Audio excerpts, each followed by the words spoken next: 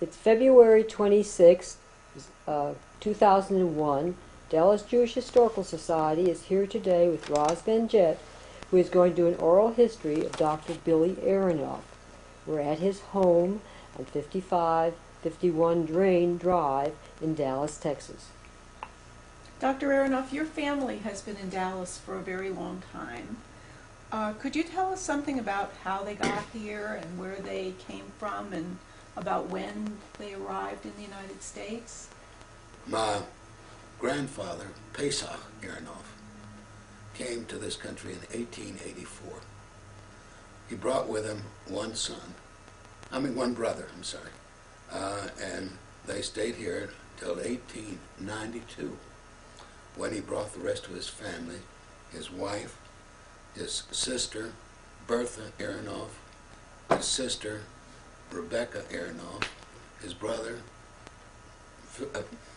Joseph Aronoff, and his brother, Barney Aronoff. He also brought with him his sister from Europe, named Sarah, who married a fellow named Morris Weinstein. And they all came and moved into Dallas. How did they select Dallas? Well, about a year before Pesach came to Texas, he had a friend come. He went to Jefferson, Texas, and stayed there. And within a year, he'd written Pesach many times, and Pesach finally agreed to come. He first went down to Jefferson, Texas, and then decided that Dallas was better. In fact, he stayed in Fort Worth for a short time, but finally came to Dallas. Mm-hmm. But before he came to Texas, where did he live? Well, he lived in Jefferson, Texas. In Jefferson. Came to New York. Ah, New York. From New York to Jefferson. Didn't stay much time at all in New York. Mm-hmm. But one of his brothers stayed in New York. His name was Morris, and the other one, Solomon, came down to Dallas. Mm-hmm. And where were they from in Europe? They were from Cherkasy, Russia. And there my grandfather, Pesach, was a very learned man. He wanted to go to be a doctor, but his father died a little bit too early for that. And so he read a lot. He was a scholar in the Talmud. In fact, for many years after he came to Dallas, he taught the Talmud. And he also organized and helped build Sheriff Israel. And if you go into the Savelovsky Auditorium over at Sheriff Israel, there are 5 names of people that taught Talmud, and his is prominent among. It was very nice to me when I was growing up. He used to get me to come over to his house for Friday evening so that he could teach me a little Hebrew. And he'd give me a little challah and a little sip of wine, and we'd sit there and read Hebrew. Later I became bar mitzvah, and his brother-in-law, whose name was Weinstein, we called him Uncle Weinstein. His wife was called Tante, and he taught me Hebrew before I was bar mitzvah, and before Temple Emmanuel thought anything about bar mitzvahs. I was bar mitzvah with Sheriff Israel. Mm-hmm. Now, when Pesach came to Dallas, what did he do for a living here? Well, he was like everybody else. He heard that there were peddlers, and he finally got enough credit at the old Sanger brothers, and he got his little pack and went traveling. A few years later, he opened a theater in Dallas. I think it must have been the Queen Theater. It was on Elm and Ackerd Street, and it stayed there for a few years. After he got rid of it, somebody else took it over. Mm-hmm. But he really had the first theater in Dallas, Texas probably. Mm-hmm. And then he decided that he was going to go in the merchandise business, and he got himself a place, and he bought himself some property on South Harwood Street. I think it was about 1300 South Harwood, and he lived there with his wife and his daughter primarily. Mm-hmm. Last daughter who was born in this country was Mary. Mm-hmm. And then now his son was your father. Well, he was the oldest son. That was Joseph. Mm-hmm. And Joseph liked to do things himself. And he started off also with a theater. He started in Fort Worth and had a vaudeville theater. And then he moved to Dallas and he opened a theater on Main Street between St. Paul and Harwood. And this was also a vaudeville theater. About that time, some fellow named Hobbitsell moved in Dallas. And Hobbitsell and my father and mother used to go see the acts for the vaudeville. And Mr. Hobbitsell said, "Joe, you ought to come join me." Joe didn't think he had a future. Mr. Hobbitsell, that is. What a mistake. About what year would this have been? Do you have any idea? About 1913, 14. Mm-hmm. That's when I was born in 14. Right. And I had a sister born in Fort Worth in 1911. Her name was Naomi. Mm-hmm. And they lived here in Dallas, too. Mm-hmm. Now, did your father continue in the theater business? Yeah, then he went into business with Mr. Fox, and he's got a brother named Dave. I can't think of his first name. But they started with the Strand and the Fox Theater. The Strand was also on Ackerd Street, west on Commerce Street, Elm Street, but west of Ackerd. Mm-hmm. And then they'd open a theater across the street. It was called the Strand, the Dixie. And then there was a third one named the Fox. So there were 3 theaters in that one block, 2 on the north side of the street and 1 on the south. And they were vaudeville or movies? No. They had sound, no sound music. And my mother used to play the piano every once in a while at the Strand. They had mostly cowboys, and many a person has told us they used to spend the afternoon watching the theater, the good old cowboys. And I can't tell you what year he quit that, but finally business got pretty bad. And he went into various other businesses. Well, where did you live when you were a child? Well, I am told I was born at 1313 Ackerd Street, which is right down in the little low place in the street. There was a grocery store named Reilly's right next to their house, and I guess a lot of the family lived there. Eventually my folks moved out on Ackerd Street at Gano, and that's where there was a little hill, and they built a 4-apartment house on that street, and lived there until I was in about the 2nd grade. So that has to be a long time, about 1921 or 2. And I went to the Lamar Street School down on Corinth Street there. And from there we moved out to Park Row, and the Aronoffs were all together out there. We lived on the corner of Park Row and Myers. Catty corner across the second house from the south side of the street was Barney Aronoff.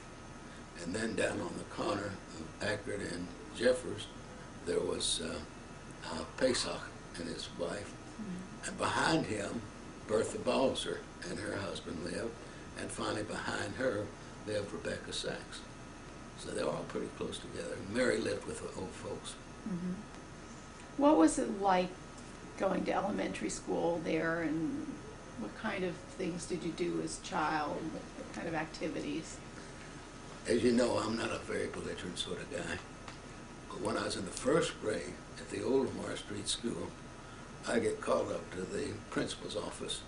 He told me if I didn't behave myself, he was going to throw me out the 2nd story window. So I was very happy to get out of that neighborhood pretty quick. Brown School was a very nice school. It was a block away from my house, and we attended classes, had good teachers, good discipline. But 7 years there, and then went to Forest Avenue High School for 4 years. Now, were there other Jewish children in your school?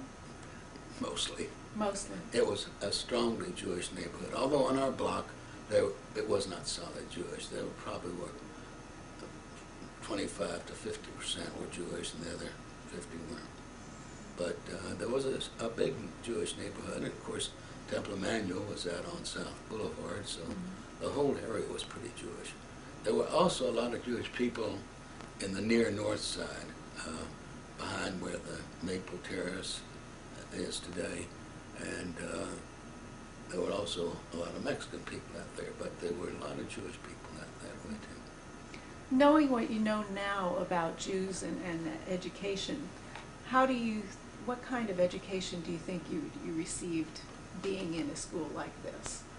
Well, actually, I thought we got good schooling. We had good teachers. When we got to high school, we had a couple of outstanding teachers. One was one that you'll probably hear the name of, Edna Rowe, who taught English. And I argued with some of our classmates at the Torah class at Temple that she thought I was the greatest. And they, of course, she thought she was the greatest. But Miss Rowe used to have an office over on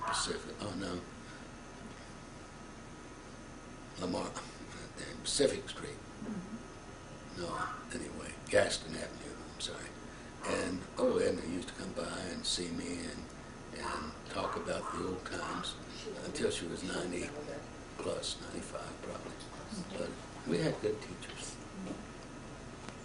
And in high school, what kinds of activities were you involved in? Well, I had a clarinet, and a saxophone. And I became part of the saxophone part of the Forest Avenue High School Band. And I became finally the director of the band. We had an old Colonel Major Herzog, and finally decided I ought to be the leader of the band. So I really enjoyed my music very well. While I was growing up out at the old Terrell School in East Dallas, they brought a fella from Sousa's band, Joseph O. DeLuca, and they invited me to get a free summer education there. And Mr. DeLuca taught us, so we learned very well. We had the all-city band, the state band, and we enjoyed ourselves. Funny story about that, being only 2 blocks from Forest High, I led the band down to my house so that my young sister could see them playing, and she could be proud of her father. Her brother, yes. Yeah. Did your family attend synagogue? You talked about Shirith Israel. No, my parents always went to the Reform Temple. They went to Temple Emmanuel. And my mother, you probably don't know, she was the best cook in Dallas. In fact, I've got a proof of it in some of this thing. But they nominated her in Pillsbury, I think, gave her an honor. And she not only taught, but she fed people at the Temple Emmanuel, at the old YMCA, which was down right north of City Park. And she used to go to the Veterans Hospital at least 2 or 3 times a week. She'd go down and snore things from Goodman Produce, and then she would go by this tie place and get ties for these people. But she was very active in what she did, and very active. Well, what was Temple Emmanuel like during the time you were growing up? Well, of course, we grew up with a very, very, very Reformed rabbi, Rabbi Lefkowitz. And Rabbi Lefkowitz wanted discipline. During the Saturday morning service, if you came in, you better stay there until he finished. And one of our cousins, Byron Sachs, got up in the middle of the service. And Lefkowitz stopped in the middle of his phrase and said, "Mr. Sachs, sit down." And so nobody else went. I thought Temple did a good job, except I didn't learn anything. We all took Hebrew. To say I learned any Hebrew at all would be a mistake. The Bible, we really didn't learn that much. I was very disappointed in. As I've gotten older and had more time, I've studied it some more.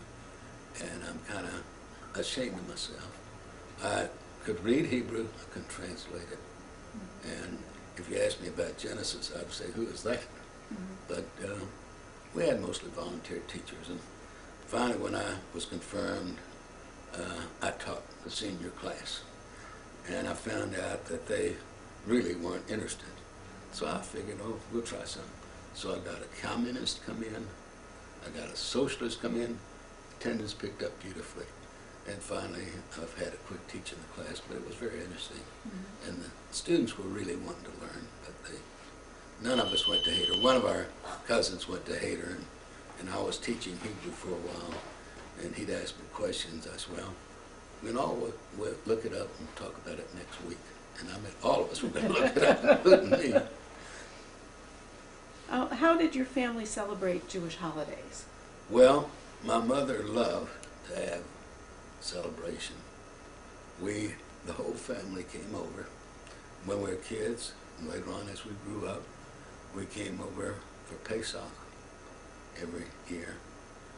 We met for Hanukkah, gave gifts, and other services. Purim, we did a little bit. Now, my grandfather used to build himself a sukkah, and he invited us all over, and we went through all the rituals, and it's very good. But we read the books and celebrated all the holidays.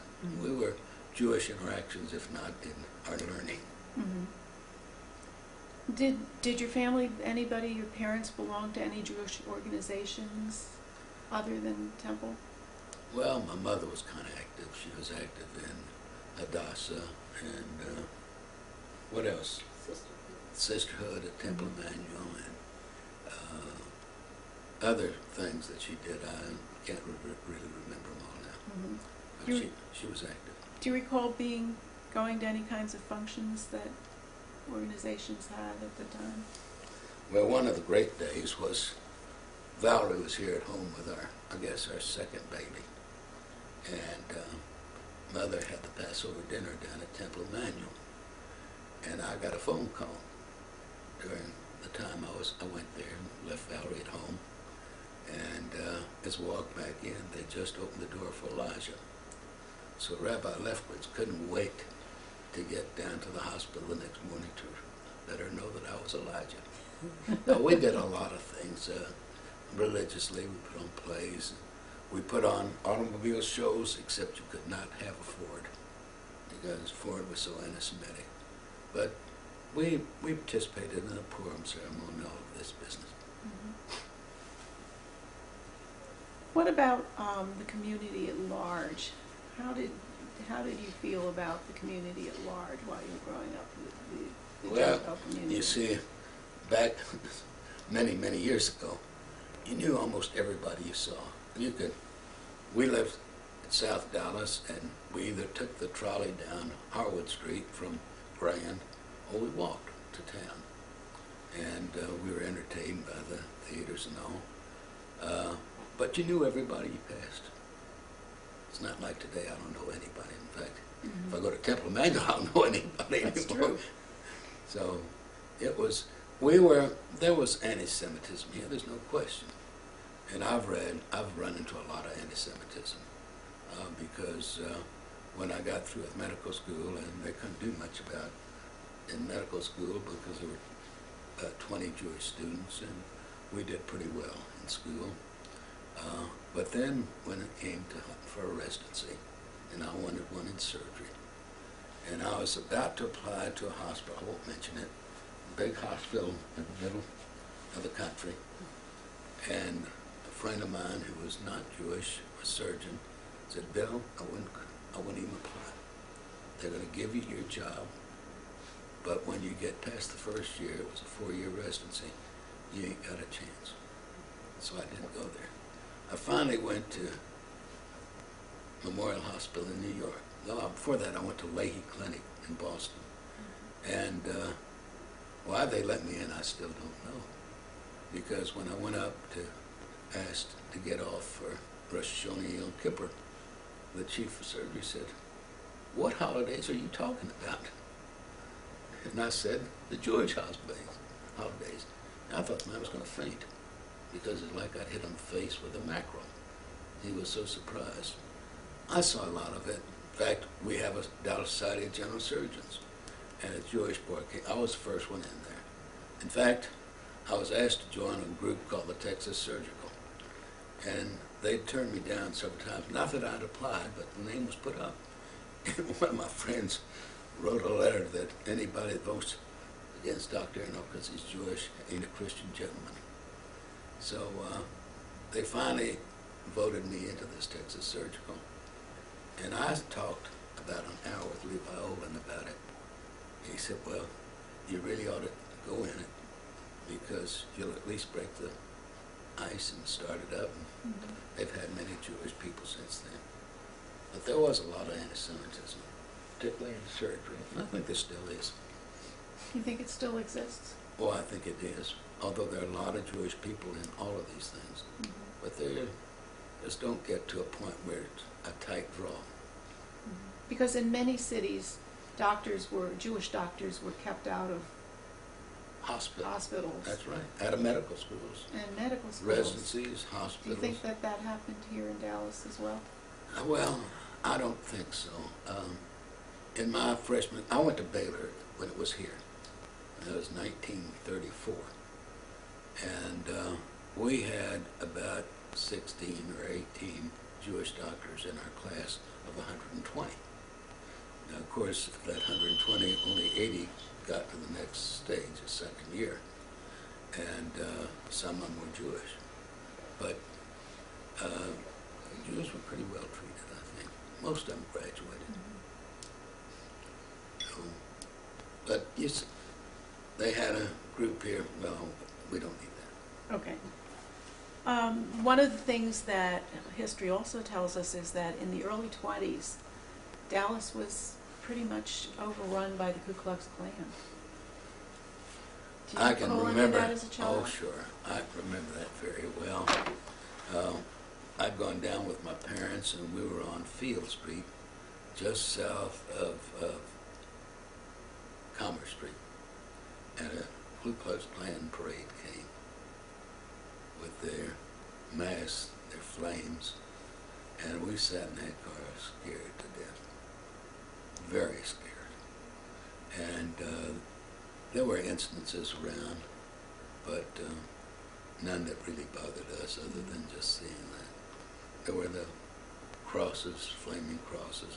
In fact, that was even a lot later in Dallas. But Ku Klux Klan never got too much afoot after that. I think after about 1923, they pretty much died out here. So, Now, can you tell us something about your college years? well, my mother, God bless her, wanted me sure I went to college.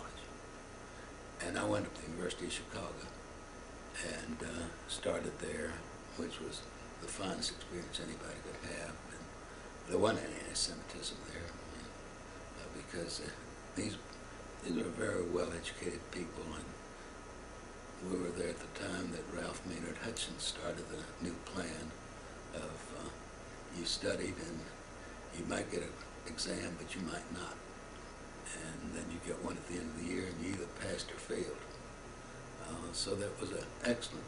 Then I ran out of money, and I came back and spent 1 year at SMU to finish, and then went to medical school. So I was not real proud of SMU, I'll tell you. After going to a school of the ilk of Chicago, I felt like I was back in high school, or lower. And this can't be let known to the SMU people. And then, how did you decide where you wanted to go to medical school? Well, it was a matter of where I could afford to go, and so I applied only to SMU, and they admitted me immediately. As I say, they needed the dollars to pay for the medical school, because they were getting, I think, $10,000 a year from the Baptist down in Baylor. You mean Baylor. Baylor. Baylor. You said SMU. Oh, I'm sorry. Baylor. And so they needed a lot of people. We had a great school. I mean, these buildings had been abandoned by the city of Dallas as school buildings because they were unsafe. But it's all right for the medical students. And we had one fellow that was a brilliant Jewish fellow, but he'd broken his back, and they wouldn't let him in, which was really horrible. But the buildings, they were air-cooled, cold air and as hell in the winter, hot as hell in the summer. So they did well. They had some good instructors there. And then from then on, you go get postgraduate training and learn what you need to learn. And then you decided to, after your residency, to return home to practice? Well, I started out at Parkland, and after I finished Parkland, I was able to get a job as an assistant to the professor of surgery. But I told him when I went to work, and also my wife when we got married, that I wasn't going to be happy. I wanted some more postgraduate training. So we stayed here about 2 years, and I think I had $90 in the bank, and went up to Boston to start out with. And the greetings there were kind. Go find a place to live and then come back and tell us when you're ready to go to work. So, but it was very pleasant. There were other people in the same boat I was with no money, and we did well. And how long were you there? Well, I spent a little over a year at Leahy Clinic, and now had an appointment down at Memorial Hospital for Cancer in New York City. But I had about 4 months between, so I applied to and went down to the Oxnard Clinic for the 4 months. They offered me a job, which I was very pleased with, which I didn't have to take. And went up to New York, and they were pleased with the work. I was offered a job there. I decided I want to come back to Dallas, so I came back to Dallas. Set myself up with an office in a doctor's office, and I won't mention his name, but he was kind of hard to live with because I could only have that office after 12 o'clock. And he was a Jewish doctor, but unfortunately, some of his patients decided they wanted me. And if he came in and found one of them in the office, I heard plenty about it. But it was nice. It was very nice to have a place, and I gradually moved up the ladder. Mm-hmm. So, would this have been approximately by the time of World War II? Yeah, I went into World War II. I always had a lot of sinus trouble and terrible trouble with the sandstorms. Mm-hmm. So when I was in medical school, you took anything you were offered. And in our senior year, one of the colonels from the Army came and said, "Any of you gentlemen want to be a first lieutenant of the Army?" And hands went up. That was in 1938. Mm-hmm. In 1940, we began to get in a fisticuff. January, about the 9th or 10th, I got a letter. You're invited to go to El Paso, Texas, for your indoctrination into the Army of the United States to spend the 1 year that we owed him because we had a commission. And so the next day I got a second letter. You're invited to go to Carlisle Barracks, Pennsylvania, as an officer in the United States Army to get your indoctrination, and then go from there to the port of embarkation at Moffett General Hospital, San Francisco, and from there to the Philippines. So I got on the phone, called down to Fort Sam because I'd called them, and they said, "Well, look at the letter and see what the date is." One was dated the 7th, one was dated the 8th.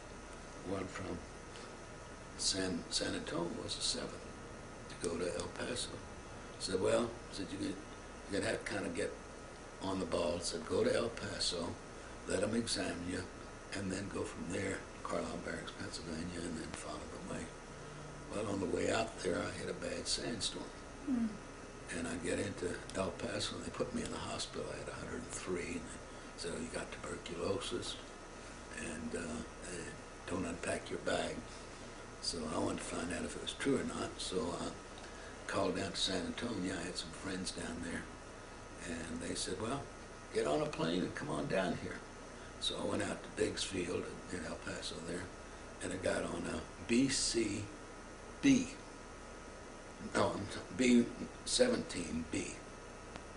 Now, B-17B was the second model of that plane.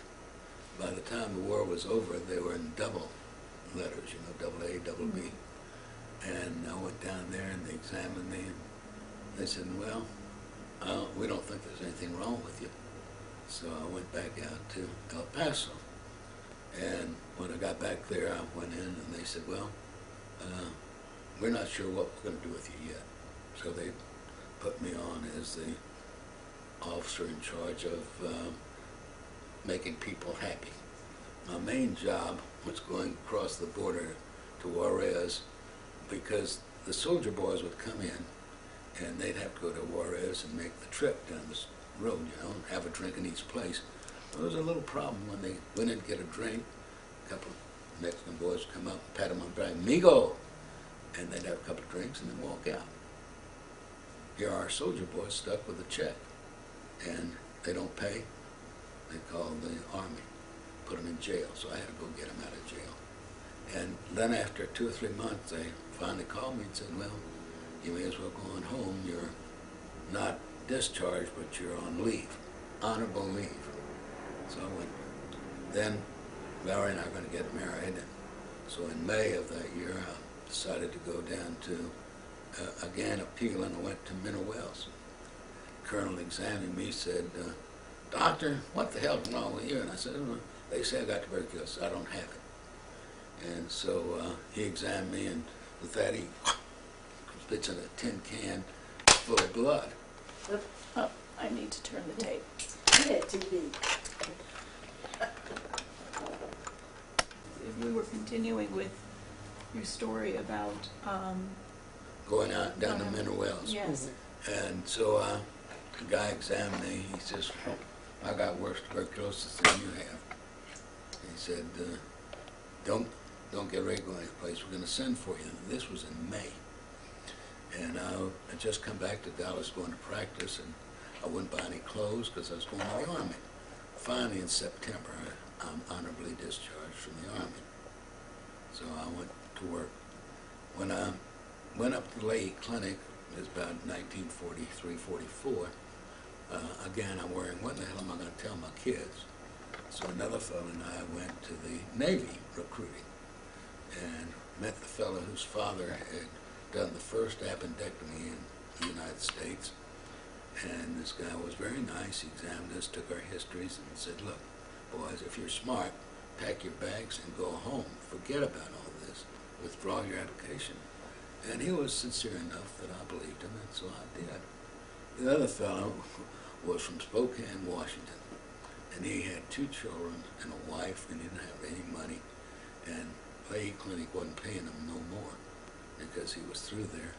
He stayed up there till November, and they finally discharged him. So if the Army had anything on your record, like there's a note, tuberculosis, well, it's right around you. You've had it. They didn't want you. No.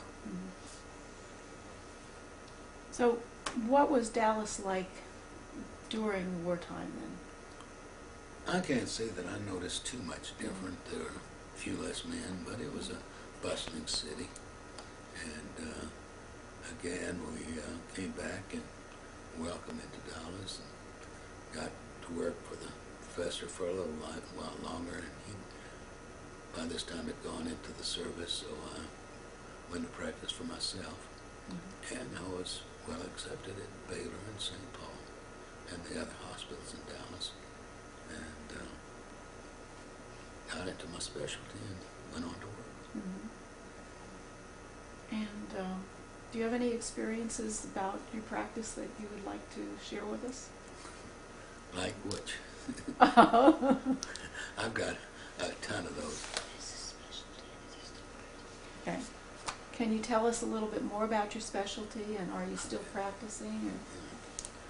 Or? I started my specialty when I came back from New York in 1945.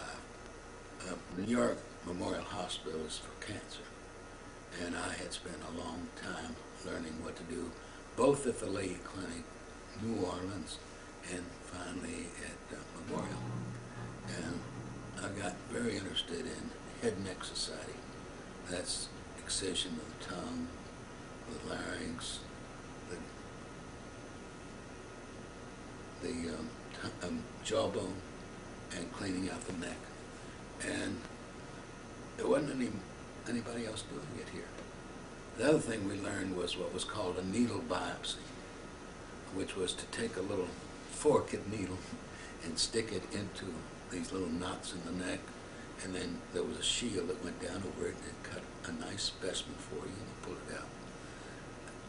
Well, the minute I got back, I was happy to find that Charlie Martin, who was a radiotherapist here, and probably the first one, he's one that brought radium needle inserts into Texas. And he had been doing a lot of these, putting needles in the neck without a biopsy, because early on he found out that if you took the node out, you disturbed the surrounding tissues enough that you cut the patient's chance of cure by 50%. So it turned out I was a blessing for him, which really helped me a whole lot. And he would send me these patients, and I'd put a little needle in there. It's a number 18 needle, which is very big, and get a biopsy for him. Under the microscope, we examined it. And about 3 or 4 years later, he says, Bill, he says, how about coming to Boston with me? I said, oh, sure, I'll be glad to come with you. And we went up, and he was talking to the Harvard Club at the big hospital there in Boston. And he's talking to the New England Radiological Society. And he presents his paper about treating these nodes in the neck. And they heckled him mercilessly. They just jumped up and down all over him. And they had been for years, because they said, oh, you're treating something that doesn't exist. And so it's, oh, I said, I forgot, I've got a friend with me. And I showed my paper on what happened when you took these little slivers out, that they were cancer. There wasn't any question about it. So we became great friends of that, and it helped me get along. Tell them about your laser experience. Yeah, about 1973, I got a phone call from a guy from New York, and he was interested in the new carbon dioxide laser. And he said, one of your friends here in Dallas, a fellow lived down on Inwood Road, wants to buy you a laser. His relatives, including one of them who was a doctor, knew that I was doing this work and thought, well, maybe I could do something. And so I said, well, tell me more about it. He said, well, as a matter of fact, there's a fellow named Isaac Kaplan who came from Israel, and he wants to come out and talk to you. So I met Isaac, who is a typical Englishman. He was born in South Africa and trained in London and married a 7th century, 7th generation Jewish woman, and a real character. And he talked to me about it, so I said, sure. So we want you to come to Israel. So I went and stayed with him for 2 weeks, learning how to use the laser. We were the first and second fellow named, I'll think of it in a minute, and we were his class. This Italian fellow was a great guy, and he had been offered the job as doctor for the Vatican Hospital until they had a little question of him. And he said, ladies, I'm Jewish. Said, I'll be glad to be your chief of surgery, but if there's a question of how we're going to treat people, forget about it. And so, of course, he didn't get the job. But we learned over there with Isaac for a couple of weeks, came back to Dallas, and took us about 6 months to get the laser because I'd found somebody willing to buy it. But the government wanted to charge us 18% because Isaac had written an article about the laser. And so now it wasn't that new. I don't know why. Finally, we buy the laser and get it in December of that year. And the next week, the government took off the tax on the laser. We didn't get our money back. But we started doing all sorts of cases with the laser. And what kind of surgery did you do with the laser? Well, You in name it. those days. I did laryngectomies, and the advantage of the laser was that it would cut down on the blood flow. Bleeding from a space. You could cut through a space. We did radical breasts, raising the skin flaps in the breast, cutting the muscles in the breast. I did a lot of gastrointestinal surgery just to show people we could do it. We did an appendectomy. It was unnecessary to do an appendectomy. And then we went further from that. They invented photodynamic therapy, which is the use of a drug which goes to the cancer. And then you use a laser of a proper wavelength, and it adheres to the cancer. And within minutes after you start using it, if it's a visible area, it starts swelling and getting liquid looking, and finally within 24 hours it's black. And if a lymph node or whatever you're treating is less than a centimeter, it cures it. So it really, we use both the photodynamic therapy. It's excellent in the larynx. It's excellent in the trachea and esophagus. You can take a place that's sealed together and run the laser down there, and you see the tissue melt in front of you. So it's a great thing. Unfortunately, somehow or another, lasers are not used as much as they were. They don't have enough champions in this type of surgery.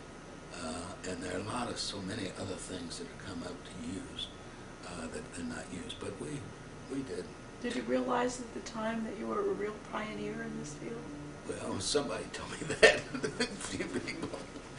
But this photodynamic therapy was really something else. It was really interesting to see them float away.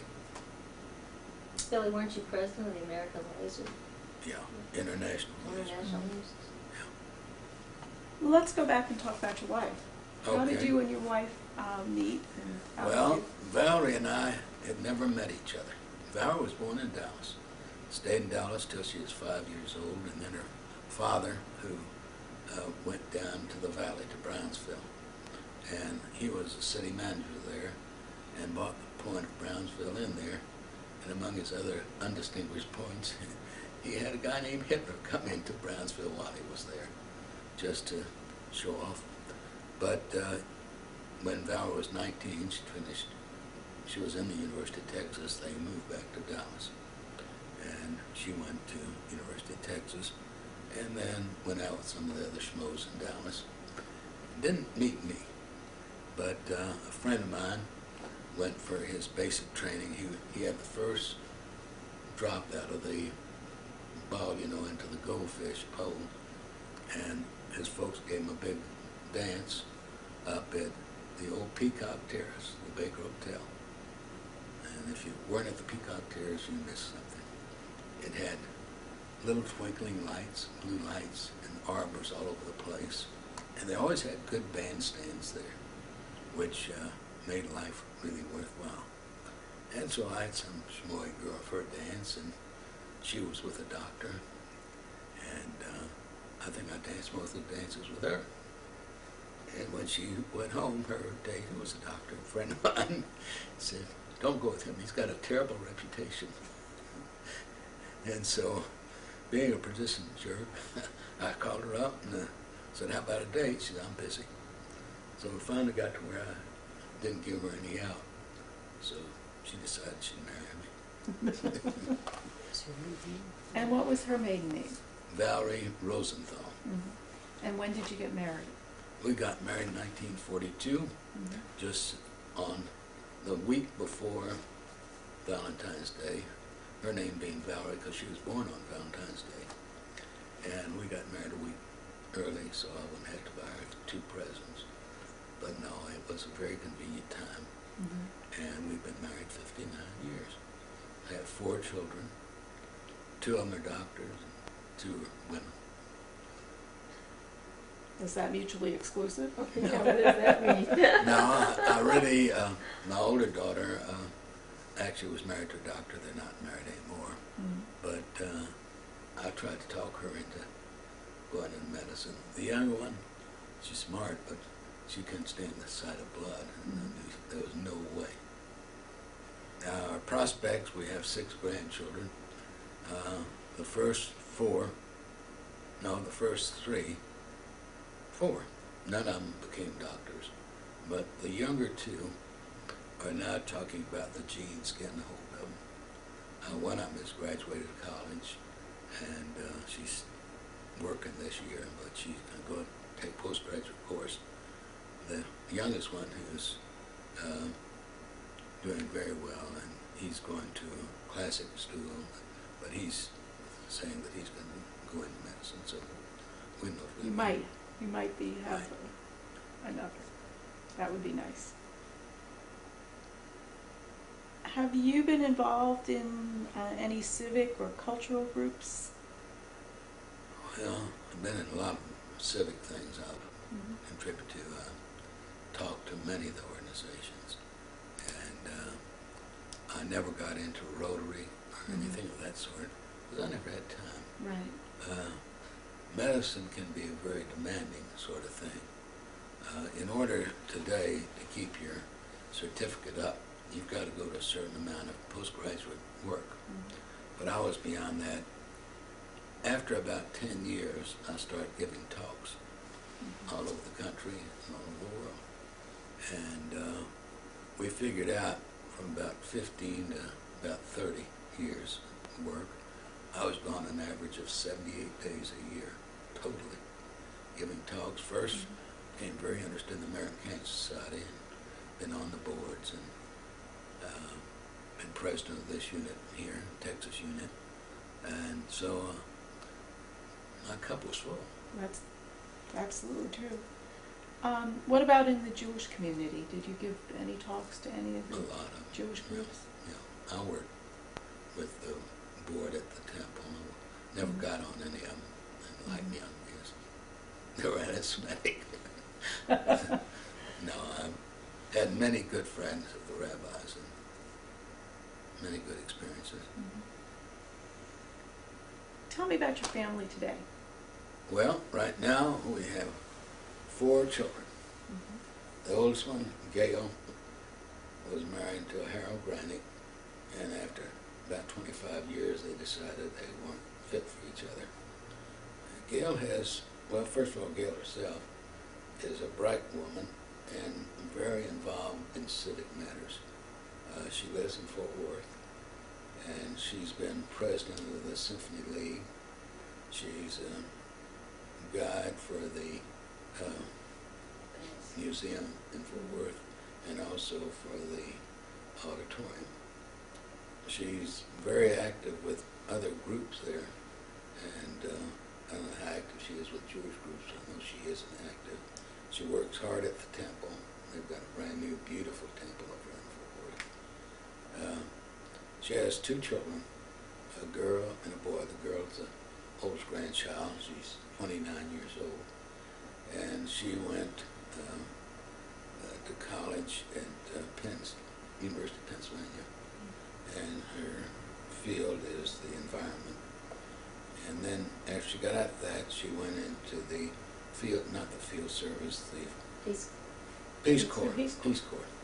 And they gave her option a lot of places to go. One was in Africa that she thought was too civilized. So finally she did go to Africa and went to the islands there right across from Madagascar. They're the poorest islands in the world. And there are 5 islands, and they have rides over there all the time. So she got there. She loved it, though. She came back from here and decided she would go get a master's degree. So she went to Yale and she got her master's degree. And then she went to work for the World Health Organization. Guess where?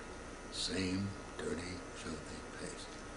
And after a year or so, friendship she'd made, and while she was at Yale, showed up. So she's out of it now. She's now working at Smithsonian, and she and her beloved, they're not married yet. I hope they will.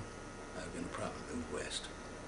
Her younger son is a brilliant young man who went to Brown and then applied for postgraduate degree in about 7 or 8 places and had his choice. So he went to Johns Hopkins. And he's not in medicine because he doesn't like blood and he doesn't like working on animals, but he's in biological environmentalism. And he's now at Johns Hopkins for a 5-year program for his PhD. While he was at Brown, he met a young lady who he likes, and she followed him up to Baltimore, and she's going to the University of Maryland Medical School, where she's now a junior. And what their promises are, I don't know. But that's those.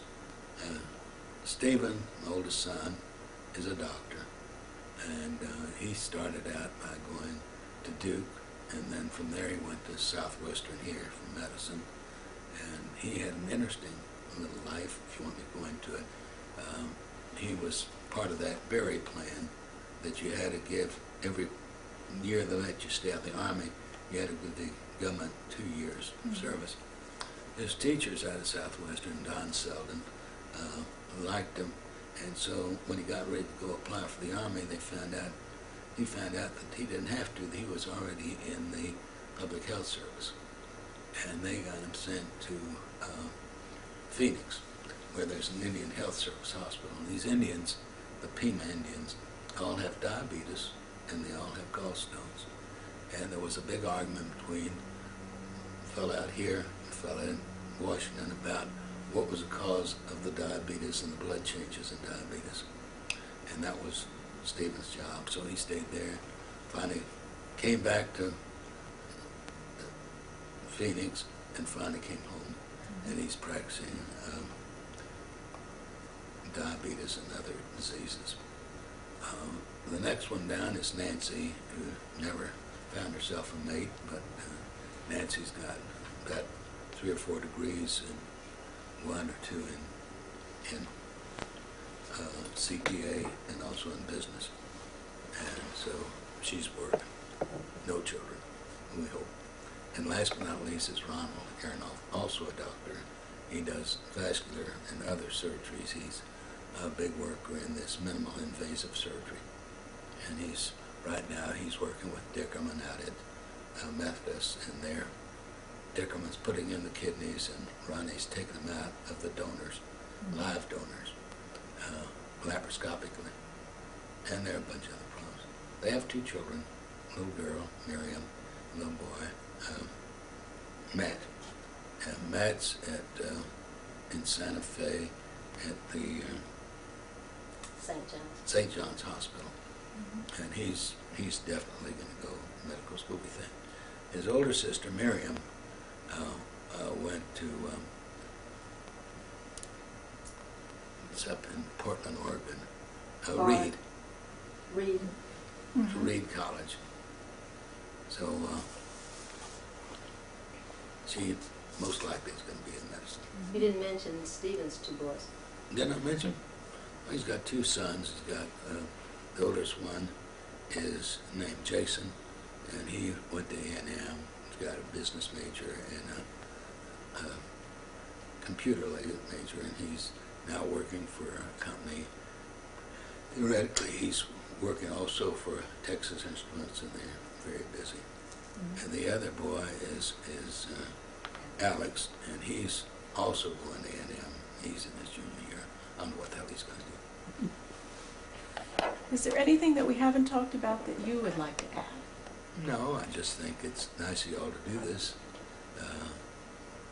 We've tried to keep a little record here of some of the stuff, and I say my daughter-in-law is a big believer in knowing what happened to the families, and my kids are good. My whole family are very nice kids. I guess my whole family. Well, thank you very much. Thank you. It's been a pleasure listening. My pleasure. I hope I haven't given you too much bull. Got it. Okay, we're going to go down the front row first. All right. This lady is Mrs. Bloom, who is Valerie's grandmother. She was the eldest of 15 people, and 13 of them grew to be adults. Next is Valerie's mother, Esther Groening Rosenthal, She was born in Shreveport, Louisiana. And next one there's me. And this one is Valerie. This is my mother, Julia Rubenstein Aronoff. And this is my father, Joe Aronoff. And this is my kid brother, Philip Aronoff. Now, the Aronoffs had a big family. There was 20 years between my older sister and Philip. And unfortunately, I am the only survivor of the 4 kids. This one is Louis Sachs, who was married to Rebecca Sachs. This fella is Maury Nathan, who was married to Mary Aronoff Nathan. This is Mary, right here, I'm sorry. This is Mary, who was one of the sisters of the, and this is Irving Brooks, who was married to my sister, Naomi. They're both deceased by now. This is my younger sister, Toby, was married to Bernard Summer. This was long before she got married. And unfortunately, she has passed away. And next to her is Norma. And you know all about Norma. This is Rebecca Sachs, the wife of this gentleman over here. And Ben Balzer, who was married to Bertha Bow. And Bertha's way over here. And this is Ray Aronoff. This is Zaid Rosenthal, Valerie's father. This is Melvin Aronoff. And this is Byron Sachs. And last but not least, Baruch Benny, Barney Aronoff. That's my mother, Ray and Mary. So that's the That was great.